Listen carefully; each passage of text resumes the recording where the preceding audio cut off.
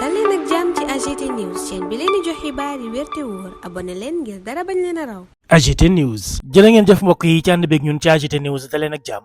dafa am benn article boo xam ne Sadikh Mbaye ci Seneweb da koo bind ñeel ministre de l'éducation nationale ak feetu tabaski bi ñu weesu moo am jàngat bu am solo lool bu mu ci def bëggoon koo partager ndax bëri na ci ay parents ak jàngalekat yoo xam ne loolu la ñuy jooy lu mel ni sabotage boo xam ne jàpp nañu ne ministère de l'éducation nationale moom lañ ci def. ñu ngi leen di ñaan ngeen teewlu vidéo bi ba mu jeex ngir mën a comprendre mais itam mën a xam dëggantaan commentaire bi ci am ak lan lañ ci jublu bu leen fàttee itam aimé vidéo bi partagé ko ngir ñu bëri mën cee jota. jàngat bi nag mi ngi ko tuddee fête de tabaski le sabotage du ministre de l'éducation nationale moom jàpp na ni est-ce que amul sabotage ñeel ministre de l'éducation nationale ci feetu tabaski bi ñu daal di weesu. moom mu ne le comportement du ministère de l'éducation nationale lors de la fête de tabaski mérite d'être souligné pour que pareille situation ne se reproduise plus. mu ne lii nga xam ne ministère de l'éducation nationale def nañ ko ci feetu tabaski bii ñu weesu lu jara bàyyi xel la lu jara dut baaraam la bu ko defee lu ni mel dootu fi amati. lan moo xew ci loolu lay dikk.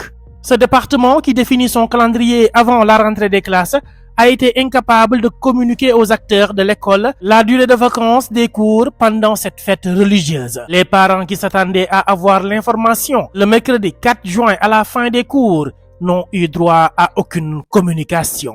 mu ne ministère bi nga xam ne moo yor njàng meeg njàngale mi nga xam ne ca début d'année ba la ñuy teg seen calendrier xam feet ci kañ la ak naka lañ koy doxalee ci tabaski ji nga xam ne mooy fête religieuse bi gën a rëy ci Sénégal defuñu sax communiquer ngir xamal nit ñi kañ la ñuy jël ay fête ba ci àllarba bi ñeenti fan ci weerub juin parents yi ñi ngi toog di xaar information buy tukkee ci ñoom.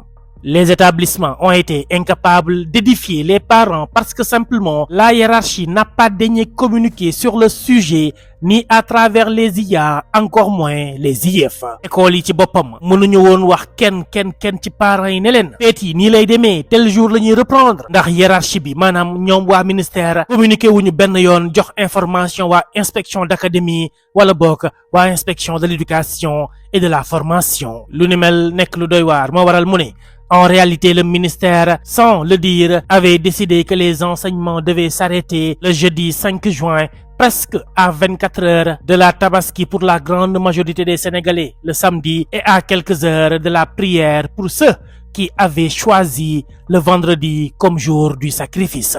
moom mu ne sans pour autant ministère bi wax ko la nga xam ne moom lañ jàppoon ñooma mooy jeudi 5 juin la ñu war a jël fête bi nga xamee ne benn fan dong moo des ngir ñiy def tabaski samedi ñoom ñoo ñi mën koo célébrer waaye mu gënoon métti ci ñi nga xam ne ñoo doon def seen tabaski le vendredi ndax ñoom ay heure dong moo ci doon des ngir ñoom ñoo ñi ñu mën a màggal boobu lépp bés.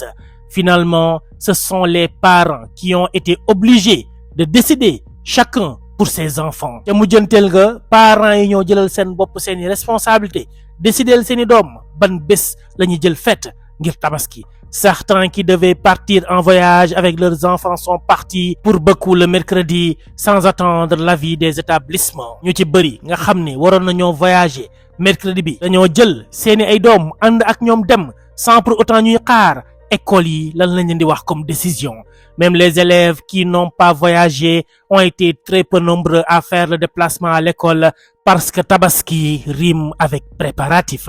ñu ci bëri sax ci élèves yi nga xam ne ñoom voyagé wuñu demuñu woon fenn demuñu woon sax école li ko waral mooy tabaski dafa am ay préparatifs yoo xam ne moom la laaj. Puisque le ministère a un pouvoir de sanction sur l'administration, cette dernière n'a rien fait. Elle a laissé les parents prendre leurs responsabilités face à l'absence de décision. Nous avons été à l'école le jeudi, mais nous n'avons pas vu d'élèves. Résume un enseignant qui ne comprend pas ce qui a motivé le département de l'éducation.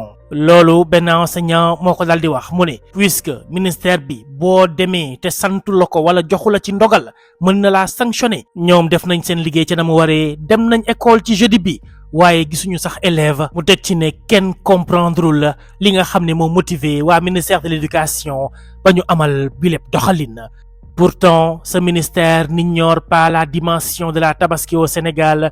C'est la plus grande fête religieuse, celle qui concerne tous les musulmans, toute appartenance confondue. C'est aussi la fête qui occasionne le plus de mouvements. Pour ceux qui se déplacent avec la famille, il y a parfois un long et difficile voyage à effectuer. Il faut donc partir l'avant-veille et plus tôt si c'est possible.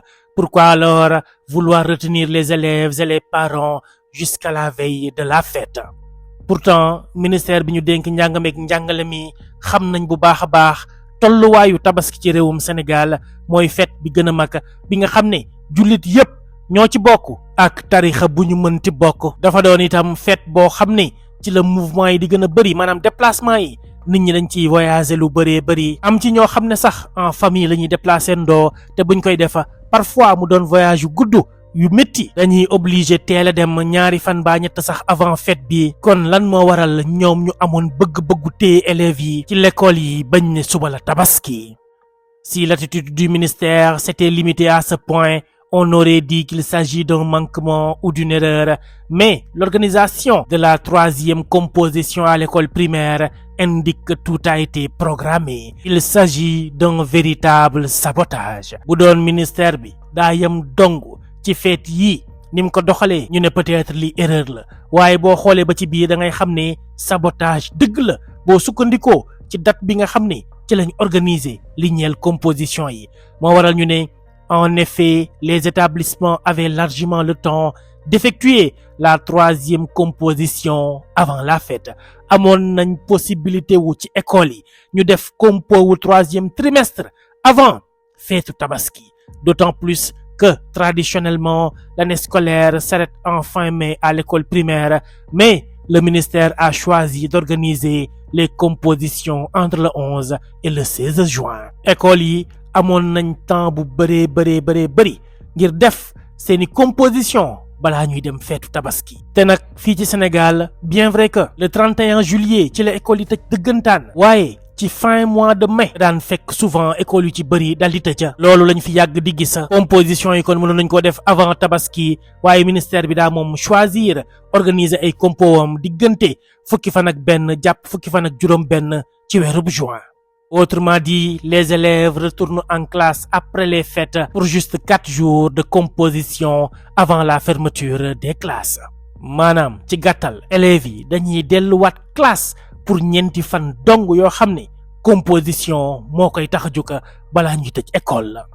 En effet, le ministère a fait comme si elle n'a aucune connaissance de la société sénégalaise et des réalités sociales des élèves. Doxalin bi nga xam ne ministère bi am na ko dañ koo defee noo xam ne c'est comme si ñoom xamuñ réewum Sénégal ni muy doxee ak itam réalité yi fi dal di am.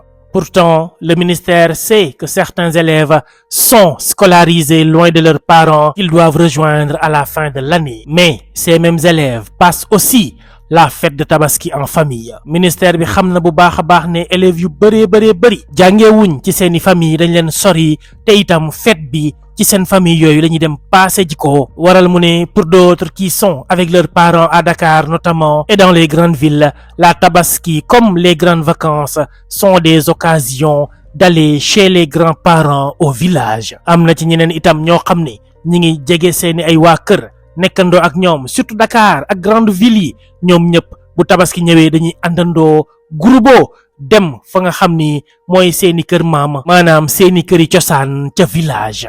Pour cette année, la tabaski devait donc marquer le début des vacances.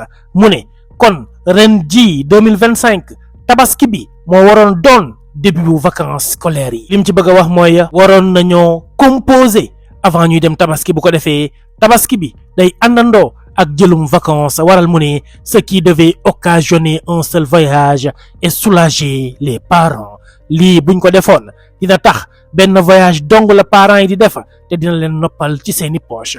Au lieu de cela, beaucoup de pères de famille ont été contraints de rester en ville parce qu'il fallait attendre les 2 à 3 jours de composition fixés après la tabaski par le ministère. Loolu moo waral am na ci parents yu bëri yoo xam ne dañoo mujj toog ak seen waa kër tabaski Dakar wala beneen ville bu ñu nekk ngir tout simplement bañ a def ñaari voyage ndax ñaar jàpp ñetti fan yi nga xam ne moom lañ fixé composition yi après tabaski.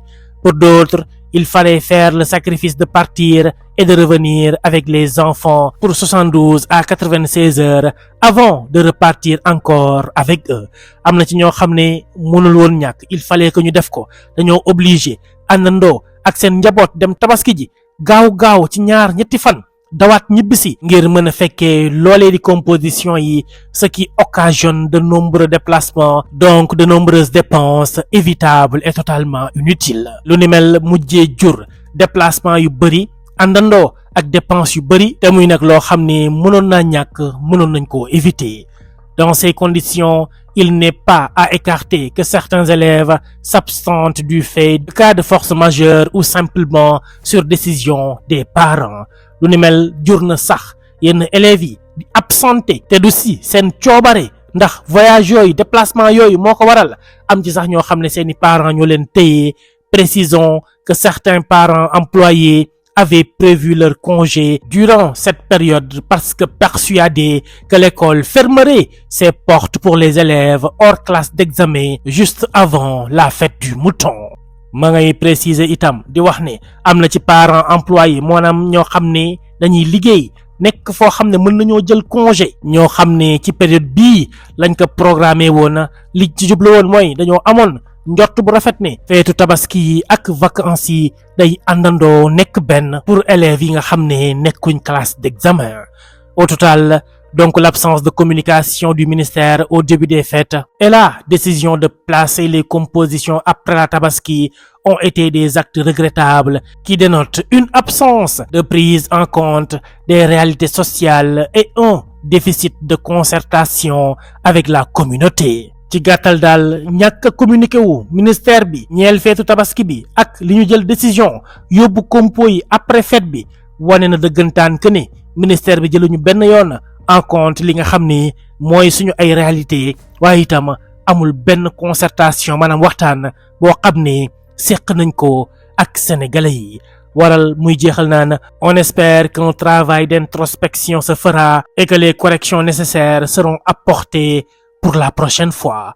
am nañ joxtu bu rafet ak yaakaar ne gars yi dinañ xoolaat mbir mu ni mel bu baax a baax, waxtaanaat seen biir, corriger yu ni mel bu ëllëgee ngir mu bañ a daal di am. kon mi ngi noonu mu mel ni kon parents yu bëree bëri naqarlu woon nañ doxalin bi nga xam ne ministère bi am na ko, te itam opportunité bi ñu amoon ngir composer avant fête bi doon na baax lool ci élèves yi, ndax ñun ñëpp xam nañu ne élèves yu ci bëri seeni moyenne bu 3e trimestre daanara wàcc. li ko waral mooy suñu ay réalité sociale. tabaski bi am na lu bëree bëri lum ci joué ba tax na est-ce que jotul assise de l'éducation nationale sénégalaise ñu daal di koy def waxtaanee ponk yu bëri na ci loo xam ne mi ngi suñu njàng meeg njàngale mi amul njëriñ, war nañ ko cee dindi. bëri na itam doxalin yoo xam ne war nañ ko soppi. AGT News.